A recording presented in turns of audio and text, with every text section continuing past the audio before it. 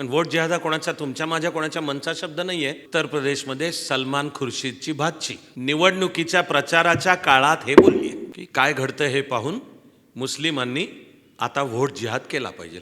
बेहरामपूर मतदारसंघ की तिथं मुस्लिमांची बहुसंख्या आहे. ते भारतातले का बंगालमधले का बांगलादेशातनं आलेले का त्यांना बोलवणारीच मुख्यमंत्री बसली आहे तिथे. मी जबाबदारीपूर्वक म्हणतोय, ममता बॅनर्जींची धोरणं. पण त्या बेहरामपूर मतदारसंघ गेल्या 3-4 वेळा काँग्रेसचा नेता अधीर रंजन चौधरी तिथून निवडून आलेले आहेत. यावेळेला ममता बॅनर्जींनी तिकीट दिलं युसुफ पठाणला.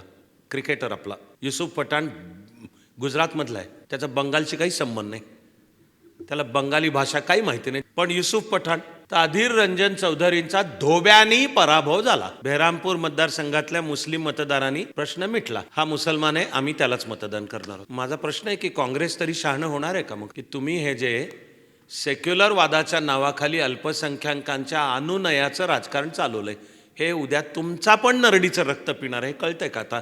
अधीर रंजन चौधरी शहाणे झाले का हे माझ्या प्रवासात कधीतरी भेटून विचारीन त्यांना की तुम्हाला कळलं का आता त्याचा अर्थ. आणि इथे आपला हा मालेगाव की लोकसभेमध्ये 6 असेंब्ली सेगमेंट्सपैकी 5 मध्ये बहुमत, पण एकट्या मालेगाव मतदारसंघात ठरवून मुस्लिमांनी ज्या तऱ्हेने मतदान केलं त्याच्यात तो उमेदवार तेवढ्या एकाच्या मार्जिनवर, बाकीचं जी मार्जिन होती सगळी खाऊन सगळे हारले निवडणूक सगळे. तेव्हा वोट जिहाद हा काल्पनिक शब्द नाही, प्रत्यक्षात आहे.